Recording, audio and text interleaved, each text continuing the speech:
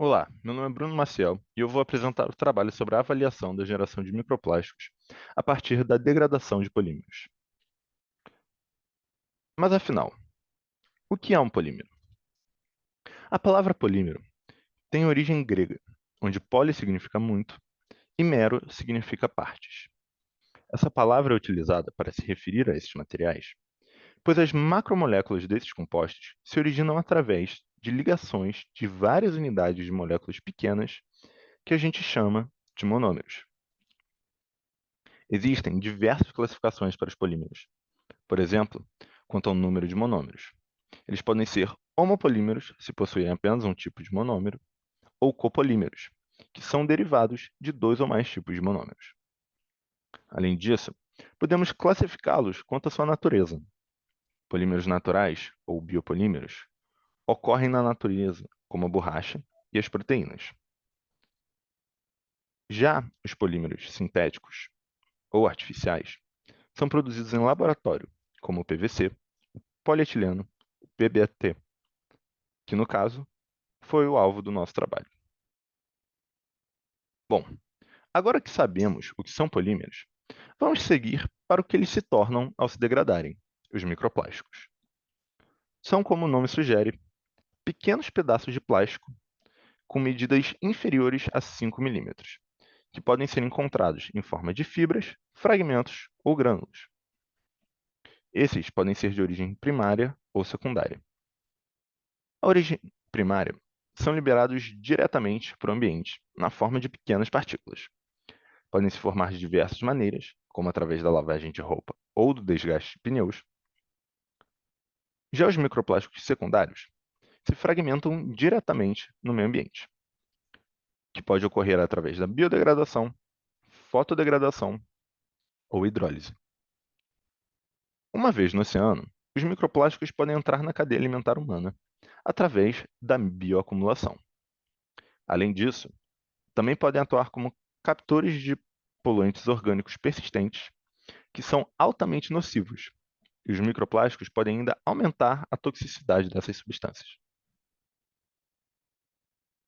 Agora, para o alvo do nosso trabalho, o PBAT, ou polibutirato, é um poliéster fortemente conhecido por ser biodegradável, o que despertou grande interesse industrial, pois além de suas boas propriedades mecânicas, ele trazia a possibilidade de uma rápida degradação. Além disso, se usarmos as classificações apresentadas anteriormente, podemos dizer que ele é um copolímero de natureza sintética, com um monômero com uma fração aromática, que confere ótimas propriedades físicas, e um monômero com uma cadeia alifática, que promove a possibilidade de degradação sem necessidade do controle de temperatura. E por se tratar de um polímero sintético, pode ser produzido em larga escala, se destacando por possuir propriedades necessárias para a produção de filmes flexíveis, conseguindo rivalizar bem com os plásticos convencionais. Bom, o objetivo do nosso trabalho foi simular a degradação termomecânica que os polímeros sofrem nos oceanos, através do ensaio de degradação. O PBAT foi peletizado e extrusado 100 vezes para simular a degradação que o polímero sofreria no oceano. Retiramos pequenas amostras, de 10 em 10 passagens, para poder acompanhar a progressão da degradação do polímero. Todas essas amostras foram prensadas para serem submetidas a análises de FTIR, que é a espectroscopia do infravermelho, capaz de identificar um composto ou investigar a composição de uma amostra. No nosso projeto, essa técnica foi utilizada para aferir os índices de carbonila e hidroxila, que aumentam a partir da degradação do material.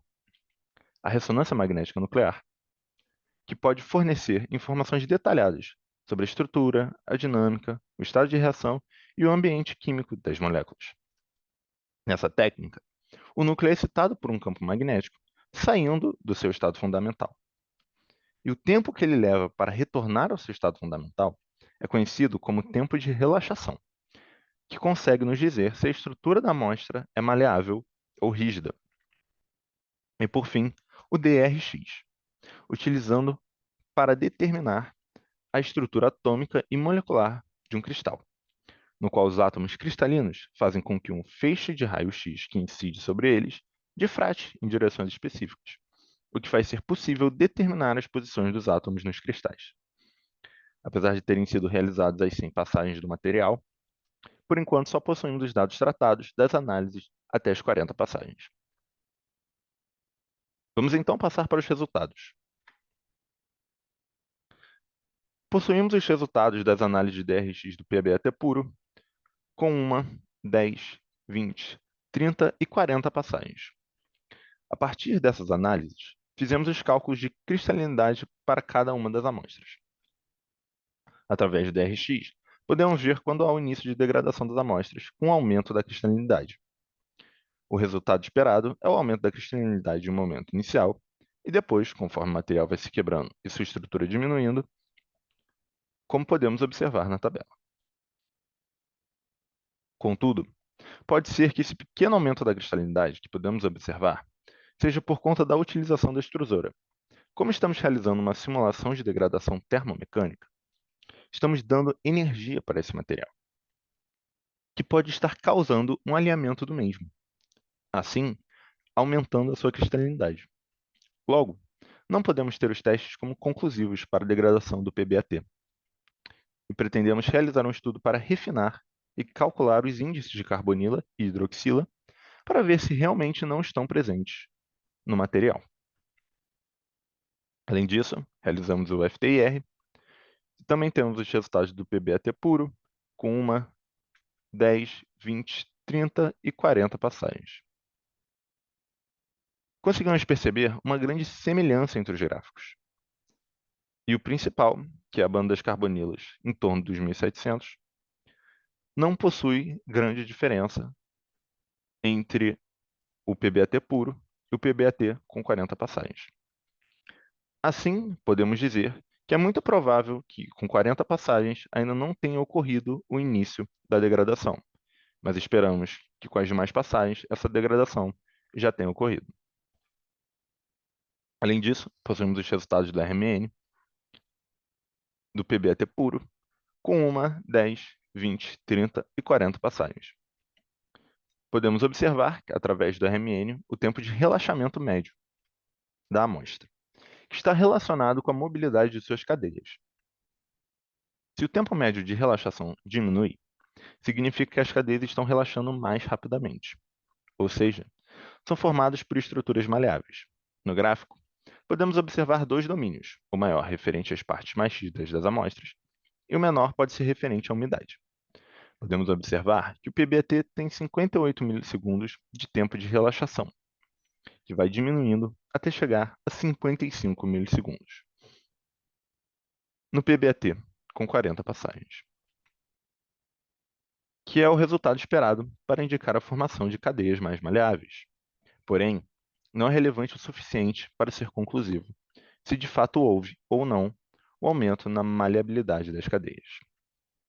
Além disso, possuímos resultados de tempo de relaxação 2, é onde podemos observar uma pequena diminuição da fração maleável e um pequeno aumento das frações rígidas e semirrígidas, o que é um indício interessante, pois o RMN tem uma sensibilidade maior no tempo de relaxação 2 para segmentos mais curtos de cadeia. Então, se esse material está sendo quebrado, é possível observar o início da mudança com o início da cristalização. Esses pequenos segmentos de cadeia, nesses pequenos segmentos de cadeia. Então, se eu tive uma pequena diminuição da área móvel e um aumento da fração rígida, pode ser explicado pelo início da degradação, que começa a alinhar o material, que se organiza por ter mais mobilidade. Nos nossos próximos passos, pretendemos, além de terminar a análise dos dados já coletados, realizar ensaios de câmara de envelhecimento, ensaios de degradação em contato com a água do mar e a exposição de intempéries, e, por fim, adicionar nanopartículas de óxido metálico para conferir ao polímero maior estabilidade, diminuindo a formação de microplásticos. Essas foram as referências utilizadas para o trabalho. Muito obrigado pela atenção de todos.